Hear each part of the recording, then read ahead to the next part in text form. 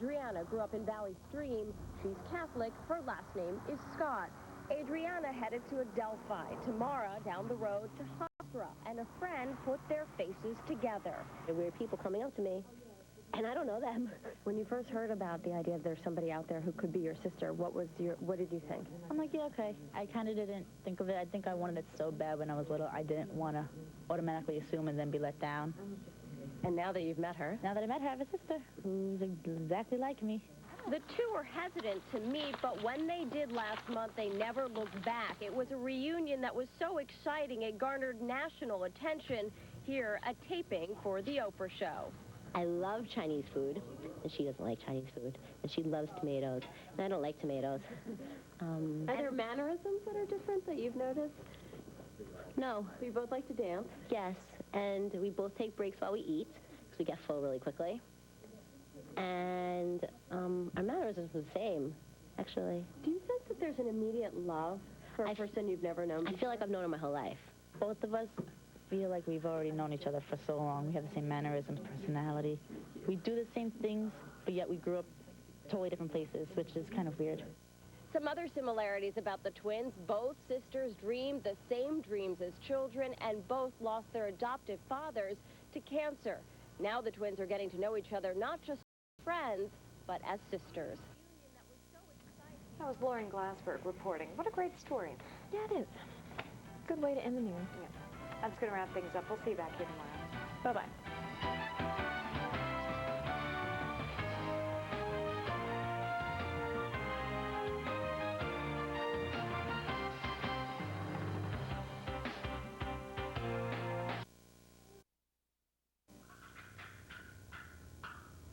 And now it's the home of a national turkey calling contest with prizes and points for the winner. And Evans County Civic Clubs help the roundup keep its delicious local flavor. Guess it's a small town thing that everybody knows somebody's coming that they might have seen years ago and they might want to visit with them. But the snakes are still the star of the show. Kaylee, did you see the snakes? Yeah. What did you think? It was scary. Scary? Even when they're over there in the middle of that pit? Yeah. So you think you want to go out there and hunt snakes in the woods? No. It would. That was Dale Canati reporting. That's going to wrap things up. We'll see you back here tomorrow.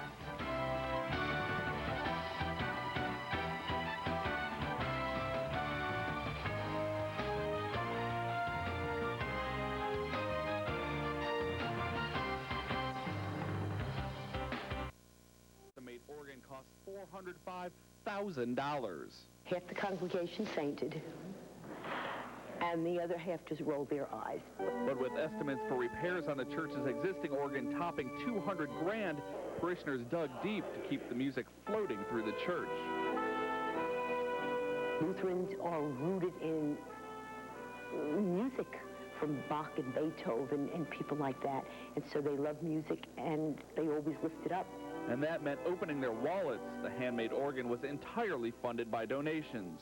These people have been rolling the pipes, soldering the pipes, voicing the pipes, and today we accept that artwork, we accept that gift. One by one, the pieces of that artwork make their way into the sanctuary. A symbol of this organ will be more than just a music maker. This congregation says it's also an instrument of their faith. Let us bless the Lord. It's not just for today.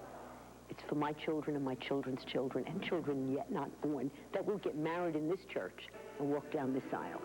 And when we breathe our last and they take us out after a funeral, it'll be that organ that's playing the music for us. Now, all that work, along with tuning the organ, is expected to be done just in time for a very special debut on Easter morning.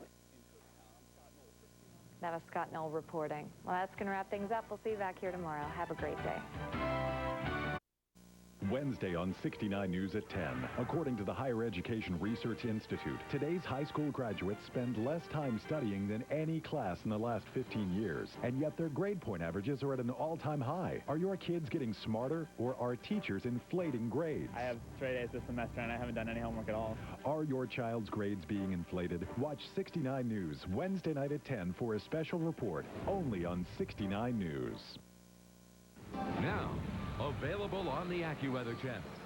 Stocks of local interest, local ski conditions when in season, and headlines from 69 News. The AccuWeather channel. Getting... We're back in a malaise. Remember President Jimmy Carter's 1979 malaise speech, though he never actually used the word malaise.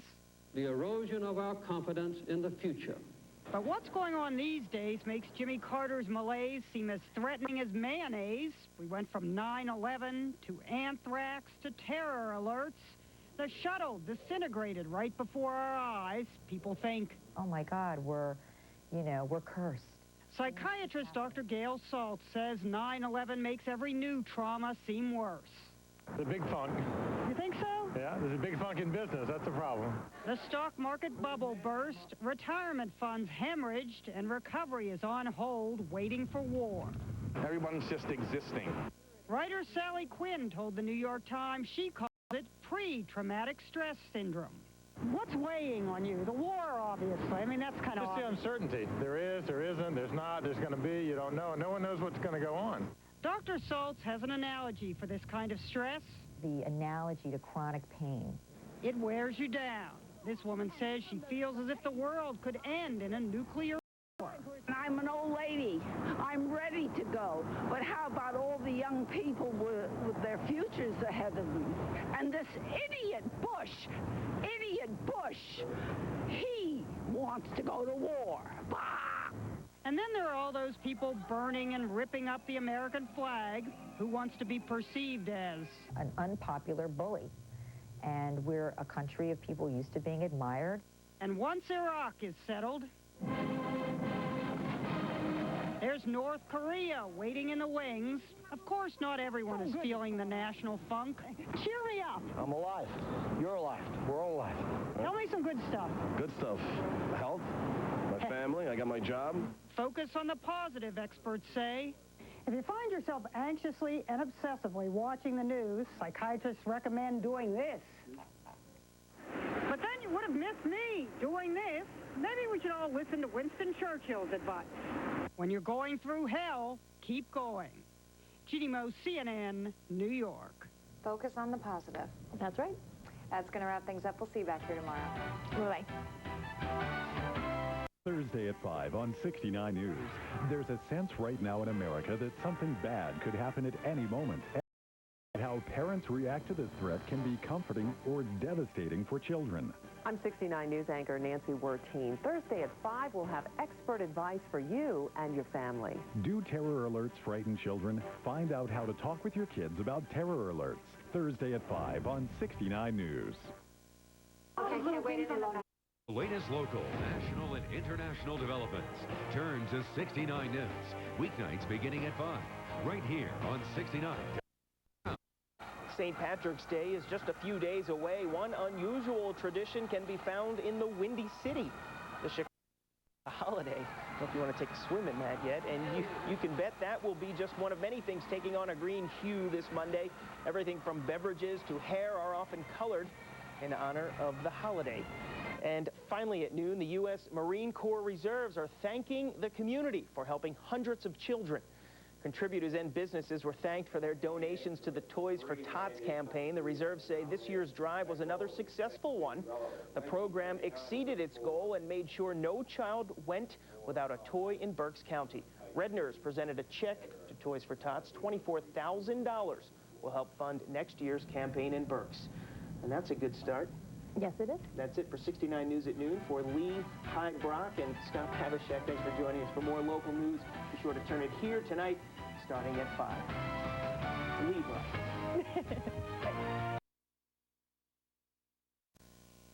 In entertainment news, everybody's a winner at the Oscars, even if they don't leave with the little gold man. And one of America's most recognizable friends heads to the White House. Here's your Hollywood Minute. Want to know what some folks will be leaving the Oscars with?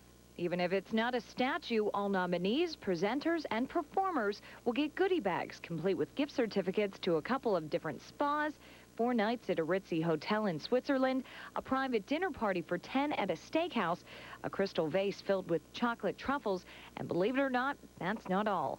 In total, the bag is worth about $20,000. Not too shabby. David Letterman is still recovering from shingles, so the late night show has announced another week's worth of guest hosts. Tuesday's host will be comedian Tom Dreesen. Sitting in Wednesday, Life with Bonnie star Bonnie Hunt. And Thursday and Friday will be reruns because of the NCAA basketball games. Matthew Perry of Friends is making the jump to politics. Perry is set to appear on the drama The West Wing in episodes airing April 23rd and April 30th. And that's your Hollywood Minute. Well, that's going to wrap things up. We'll see you back here tomorrow. Have a great day.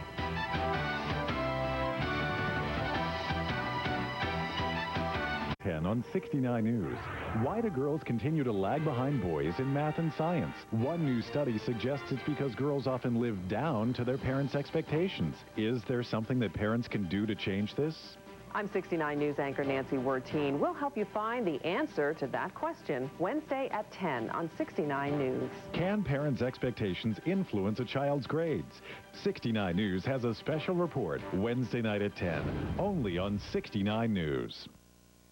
On the next life moments. Finally at noon, it appears the show will go on. The Oscars, that is. Despite a looming war with Iraq, Oscar officials say Sunday's festivities will take place. However, stars won't get to strut their stuff on the red carpet. Oscar telecast producer Gil Cates says the traditional Who's Who event is canceled at the request of the stars. So what will they be wearing? Clark Powell fills us in. They're on the red carpet for just a few short minutes, but putting together an Oscar-winning outfit can take months and an entire team of fashion experts.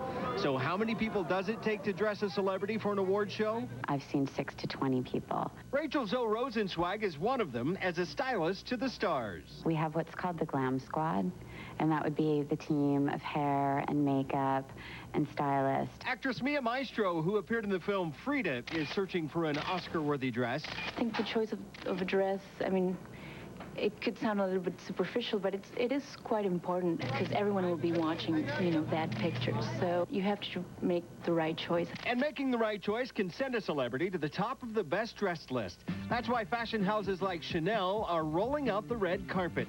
At the penthouse of their Rodeo Drive boutique, VIPs can see their couture collection, along with Oscar night makeup and sparkling jewels. It's like one-stop shopping. They basically can walk in here in their bare self and walk out looking like Cinderella. Actresses keep their dresses a secret until they hit the red carpet, but Rachel predicts many will be wearing bold colors. She says this elaborately embroidered look would be perfect for Kate Hudson, and that only a fashion powerhouse like Nicole Kidman could stop the show in this dramatic gown. We'll do a little bit of lipstick. And what will Hollywood's most fashionable be wearing on their faces this year? Red, of course, is classic, and it looks incredible on a woman's mouth and reads very well on the camera. Pink this season is very big because it's soft and feminine and delicate, and it's still very modern and fresh looking. With billions worldwide tuning into Oscar coverage, it's easy to see how one award-winning look can turn a star into a superstar, and why so much effort goes into this one night. In Hollywood, this is Clark Powell reporting. That's going to wrap things up. We'll see you back here tomorrow. Bye-bye. When powerful changes in your local weather take place, there's only one place to turn. 69 News, Storm Center Update Network. The most trusted, most reliable forecast in the region. 69 News, Storm Center Update Network. Always first on the air with the school closings and delays you need to know about. Fast, accurate, dependable. 69 News, Storm Center Update Network. The one to trust for your local weather. Your wedding day. It's one of the most important days of your life. I'm 69 News Sunrise anchor Liz Kepner. Wedding season is here. Join us for our new weekly series, Tying the Knot. We'll provide expert advice to help you find the perfect gown. Plan a reception that fits your budget. Find the perfect floral arrangements. We'll have advice on planning everything right down to your first dance. If you're planning a wedding, don't miss Tying the Knot Thursday morning on 69 News Sunrise.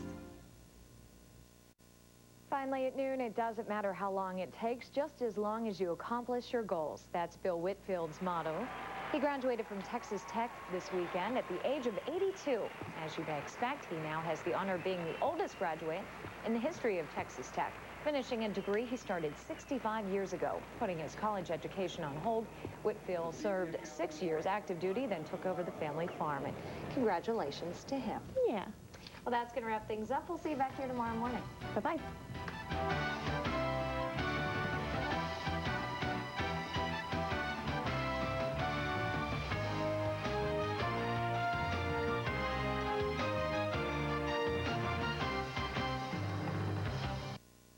Roadside Home, Begley's family restaurant, has watched Route 422 and Exeter Township grow up around it.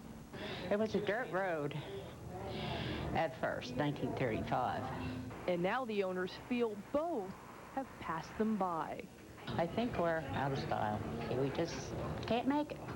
Which is why Vivian Gall and her family have decided to close down her father's restaurant after nearly 70 years. We're crying, customers are crying. It's very hard. Especially because the decision came so abruptly. We thought maybe it was coming eventually, but not this quick. Employees like 25-year veteran Shirley Haight were told Friday that today would be their last. Bad. We cried. We all cried. Hugged each other and cried. And the customers? Oh, that's a shame. Continue to learn the bad news from a note taped to the front door. We hate to see this place give up. It's been great. Very, very surprised yesterday when we found out about it. So today, with the tears flowing just as freely as the coffee, customers pack the original wood booths and counter for one final meal. You made a lot of friends. Good time, good pleasant meals, and a lot of fun. The final goodbye, however, is something the owners are still finding hard to put into words.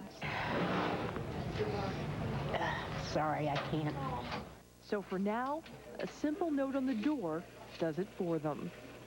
Wendy Davis, 69 News. That's it for noon. We'll see you back here tomorrow. Bye-bye. Hundreds of high school students had some unfinished business to attend to before graduation. They traveled to the Adirondack Mountains for a lumberjack competition. Jack LeDuc reports. Some were dressed like they were out of space, but their work was in the woods back home on Earth. 250 students spent the day putting into practice skills like using a chainsaw that they've learned at their home schools and forestry and environmental classes. Putting theory into practice is a challenge all by itself. I think there's a little pressure here. I've heard some of the students go, geez, you know, I knew all this stuff before I came, but now that I'm here, I can't remember anything, or, you know, I should have brought this instead of this. And it's a little different when you have to come here and you're a distance away from schools. Throughout the day, students did their best to win scholarship money awarded for first, second, and third place finishes in the various events. First place winners are getting $4,000 a year for 4 years. Paul Smith College handed out a total of $310,000 in scholarship money. Programs like this bring out the best efforts of the participants. More on hands-on material than I do in classwork, so it's a big difference for me. A lot easier, too. During the competition, the students were all under trained supervision. You're going to tie your safety clip on with a bowline. The judges were all professional woodsmen and women and had high praise for the caliber of students competing here. I mean, this gets them out in the field and gets them ready for the real thing, and gives them a lot of training, so hopefully in the future they can get into construction or other jobs in conservation and be ready for work. Students say it's well worth working hard to come in first. There are 23 $4,000 a year scholarships available, and that could lead to new educational heights. Thanks for joining us. For more local news, be sure to tune in tonight starting at 5. For everyone here, I'm John Durr. Have a great day. In entertainment news, the Velvet Teddy Bear heads to the recording studio and the King of Pop checks out. And a veteran rocker finally calls it quits. Here's your Hollywood Minute. Listen up, all you Ruben Studdard fans. The new American Idol winner, also known as the Velvet Teddy Bear, will reportedly begin recording his new album this weekend. It's set to debut in September. But if you want to hear a Ruben jam sooner, here's even more good news. He'll release his first single next week, Flying Without Wings, which he sang during the American Idol competition. Rubin is signed to J Records, which is music mogul Clive Davis's record label. Moving now from a music idol to a pop icon, an attorney for Michael Jackson says lawsuits are to blame for his recent hospitalization. The King of Pop checked into an Indianapolis hospital on Wednesday just before a scheduled deposition in a copyright lawsuit. The 44-year-old, who reportedly suffered dehydration, was released a few hours later and returned to L.A. The deposition will be rescheduled. No word yet on a date. And after 4 years of separation, veteran rock star Rod Stewart is officially severing ties with his estranged wife, model Rachel Hunter. Britain's Sun newspaper reports the 57-year-old British singer and 34-year-old Hunter are finally getting a divorce. Since their split, both Hunter and the twice-married Stewart have been linked to other love interests. And that's your Hollywood Minute. Have a great Memorial Day weekend, everyone. We'll be back on Monday. Have fun. Well, by now, practically everyone who wants a Christmas tree has one up and decorated. But where do all these trees come from? We leave you this afternoon with a look at One Tree Farm. Have a great weekend. Merry Christmas. Bye-bye.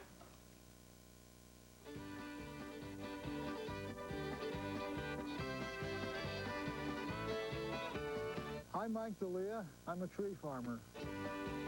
Like some people raise corn or wheat, we raise Christmas trees. Let's go for a ride. I'll show you the farm.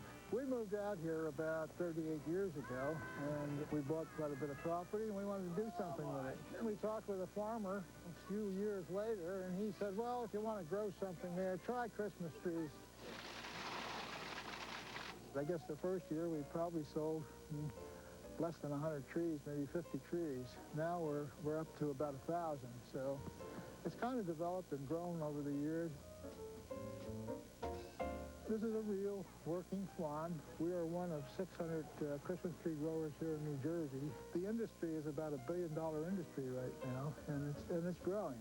People come out here and they look them all over, and they have their families with them, and they look at one, and they no, that's not the one, until they'll spend maybe 2 or 3 hours deciding which tree they want. And finally they decide, and we cut it down for them, take it down to their car and tie it up, and it's a total experience.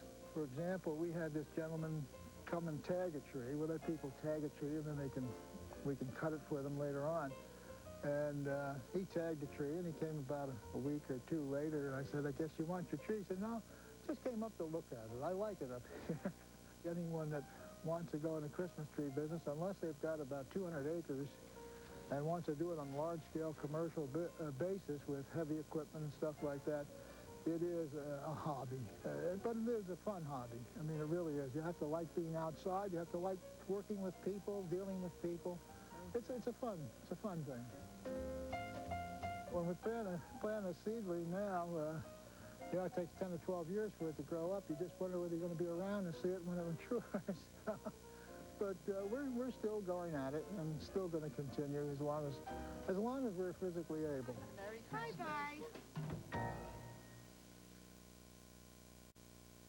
Finally at noon, a new game for people who love trivia. The game incorporates DVD technology. Lillian Kim shows us how it works.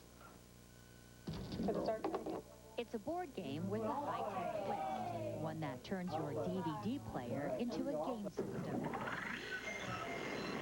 This new movie trivia game uses old-school methods of play. Players roll dice and answer questions from a box of cards.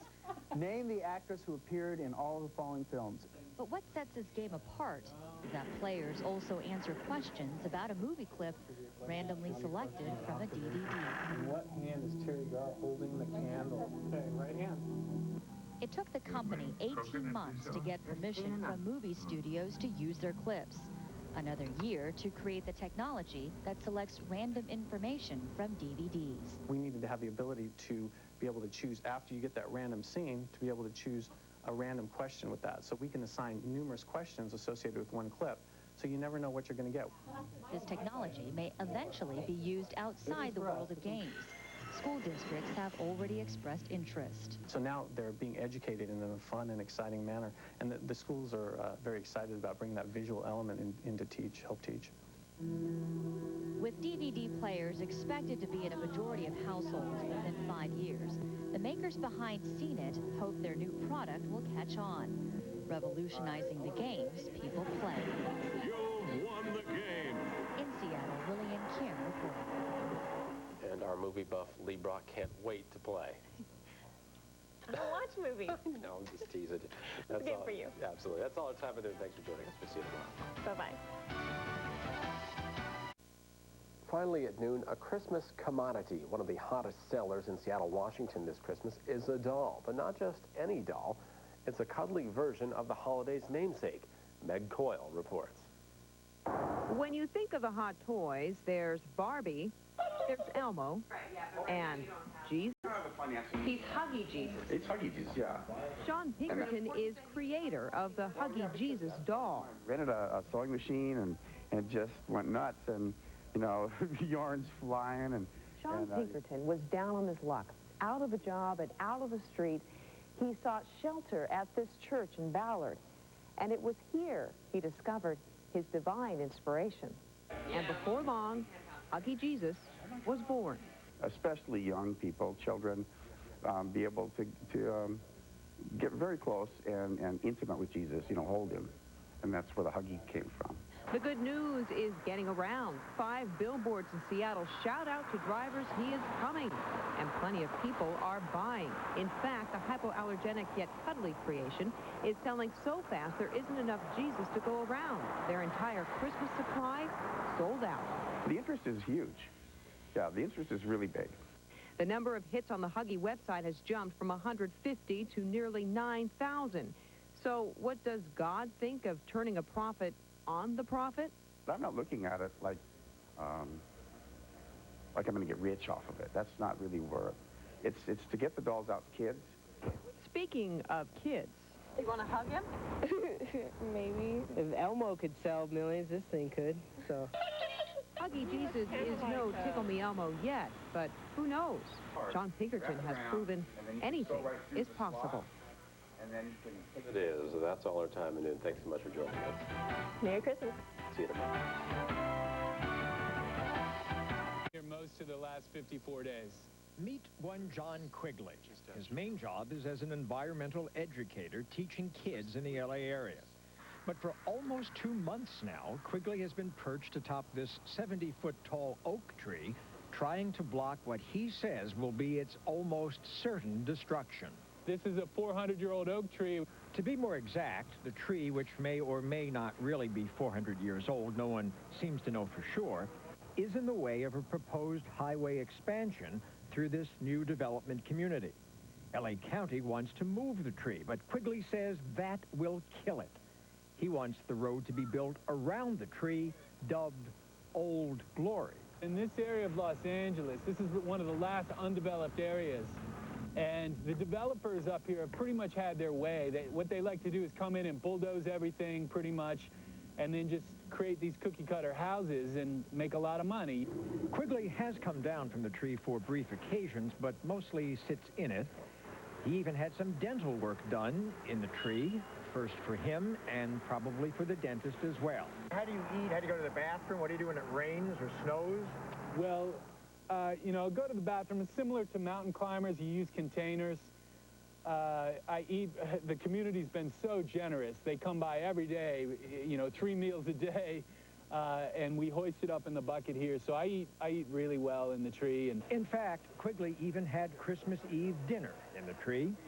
Now, the developers say they are trying to resolve all of this, save the tree, and satisfy the need for the road. Asked about John Quigley's protest, the LA County supervisor says he's barking up the wrong tree. What we have now is a situation where we can relocate this tree nearby in a park for the community and maintain the safety of the residents by having this road, which again had been planned for the past 60 years.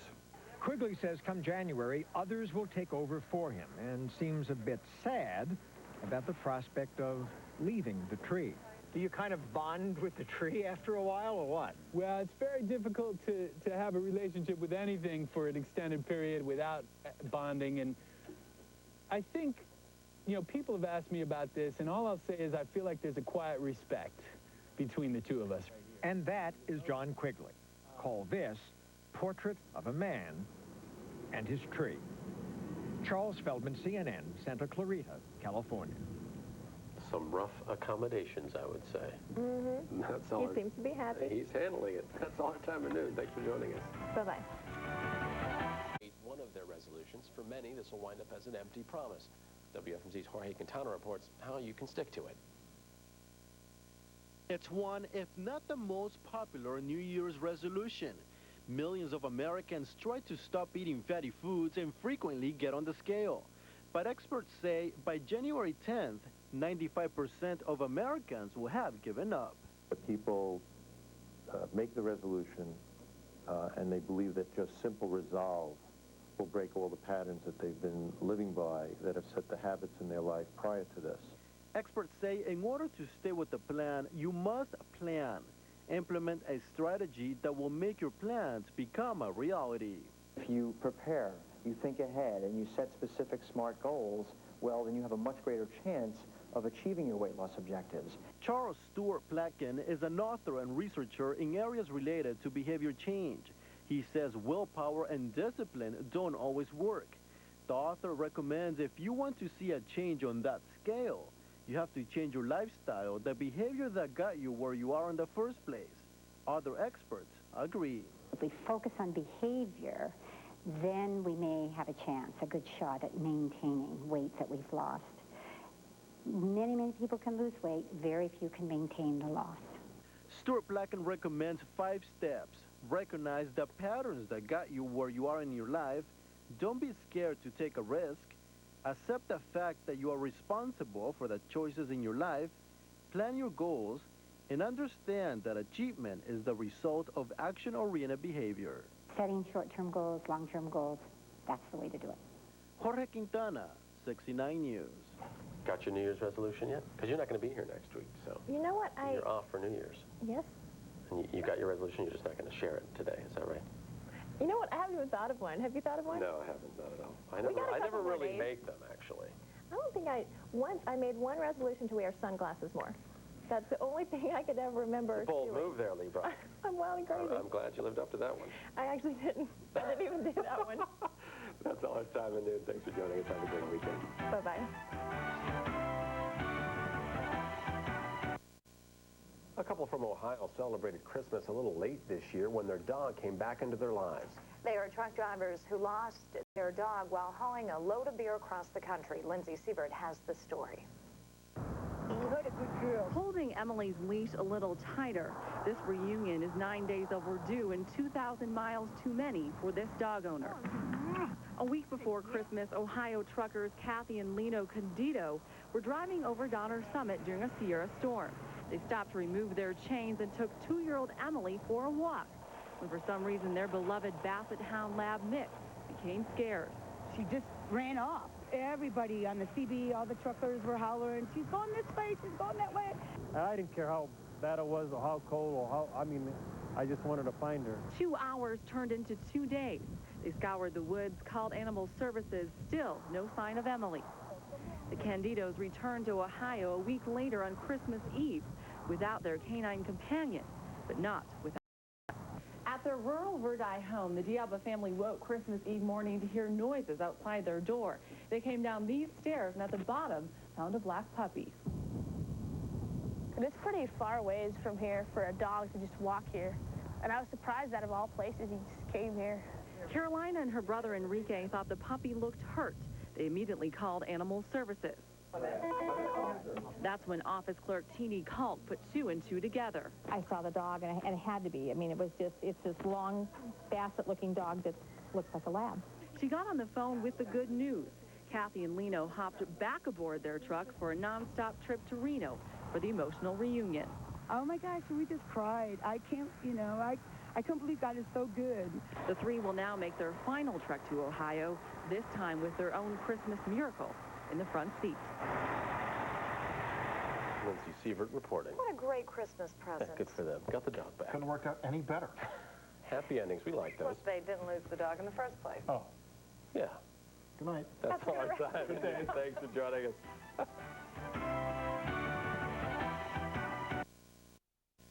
It was a weekend of great music in Berks County as the 13th annual Berks Jazz Festival kicked into high gear. We're in the good times, baby, and let the birds Ministers of Jazz took to the stage yesterday in Reading to perform a jazz worship service. The 10-day festival of music goes through March 30th with dozens of groups scheduled to perform, and you'll find a complete schedule of concerts and information on getting tickets on our website at WFMZ.com and click on the Berks Jazz Fest logo. I want to let you know this scheduling note. The White House has a press briefing scheduled at 1 o'clock this afternoon, so coming up in 30 minutes, and we'll be carrying that live right here on WFMZ-TV. Again, a White House press conference coming up in 30 minutes right here on Channel 69. That's it for 69 News at noon. Thanks for joining us. For more local news, be sure to tune in here tonight, starting at 5. I'm John Deere. Have a good day. Finally at noon, there's one place where emails and phone calls are hard to come by, and some of the only tools you have to communicate with loved ones are paper and pen.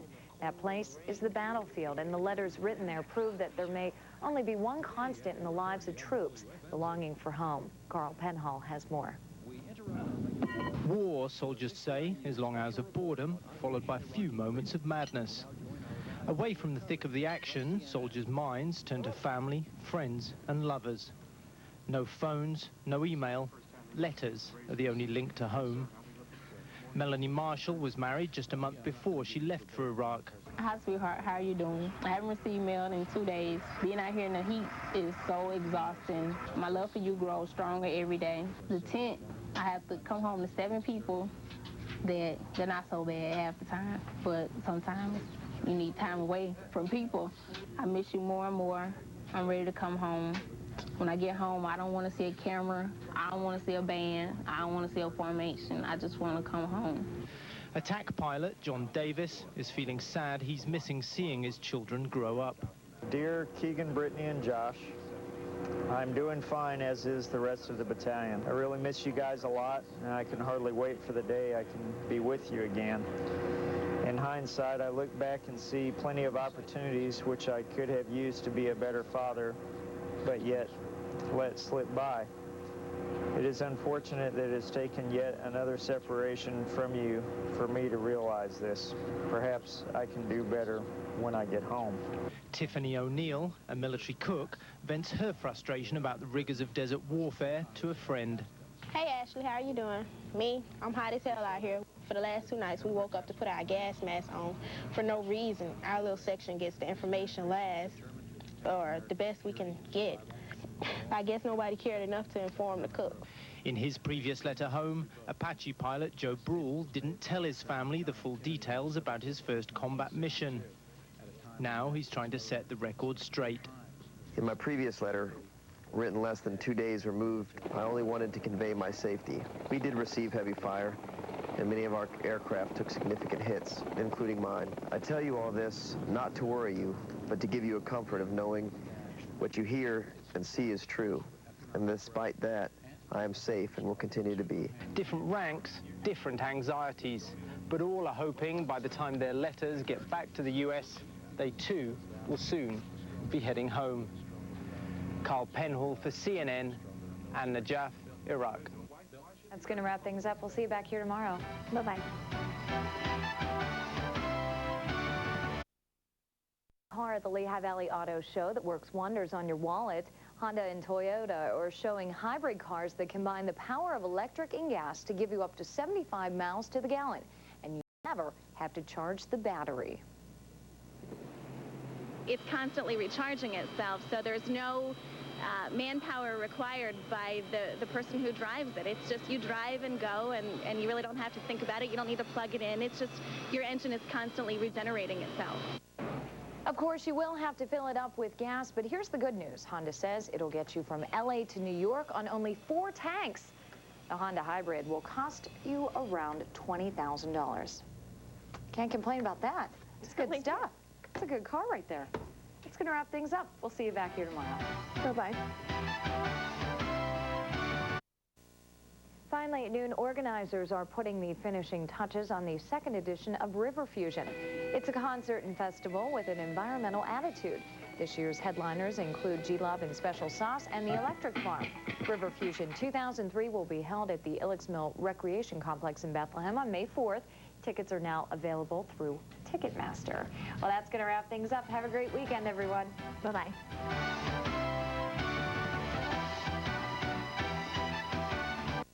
Or the huge trend of military green? No problem. Yip says those bright colors complete a room and even make a bold statement, even those runway browns. And you don't have to limit colors to the walls. It can be incorporated with small pieces like pillows, window treatments, or an area rug. Throw it over an old wall-to-wall or in the center of your hardwood. Yip suggests something that is stain-resistant and won't color fade, like a DuPont Stain Master that's coated with Teflon. It holds texture and serves as a focal point to a room. Focal points really help you enter a room, really have something to focus on. I mean, it's really where you should initially invest your funds in a space. Some great focal points in a room would be, for example, artwork or wall color or the carpet that's on your floor. Yip says upholstered furniture, embroidered pillows, and special paints can also add texture to complete the design. So whatever your color pleasure, runway style and have a little fun. In New York, Christy Fair reporting. That's going to wrap things up. We'll see you back here tomorrow.